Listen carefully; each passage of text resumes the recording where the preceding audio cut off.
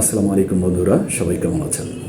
আজকে দু একটি বিষয় নিয়ে আমাকে কথা বলতেই হবে, কারণ আমার একটি ভিডিওতে কমেন্ট এসেছেন, একজন বন্ধু বলছেন যে ভাই আপনি কি সফল হয়ে গেছেন? আসলে আমরা সফলতা বলতে কি বুঝি?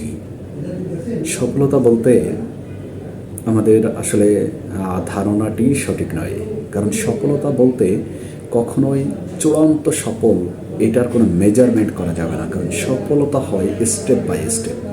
ধরে নিন আমি এসএসসি পরীক্ষা দিয়েছি, আমার টার্গেট আছে আমি এসএসসিতে গোল্ডেন প্লাস পাবো। তো গোল্ডেন প্লাস পেয়েছি, এটা আমার প্রাইমারি একটি সফলতা। আমি ধরে নিয়েছি যে আমি ইউনিভার্সিটিতে ভর্তি হব এবং আইন নিয়ে পড়ব। এই লক্ষ্য নির্ধারণ করে আমি কাজ করে যাচ্ছি এবং আমি আইন নিয়ে ভর্তি হতে পেরেছি, এটাই আমার একটা সফলতা। এভাবে মানুষ জব পাবে, এটা একটা সফলতা। মানুষ বিজনেস শুরু করবে, বিজনেসে প্রাইমারি লক্ষ্য নির্ধারণ করবে এবং সেটা অ্যাচিভ করবে, এটাই একটা সফলতা। এই জন্য বলা হচ্ছে সাকসেস ইজেন্ট ফাইনাল। সফলতার কোনো চূড়ান্ত পর্যায়ে নেই, অ্যান্ড ফেলার ইজেন্ট ফাইটাল।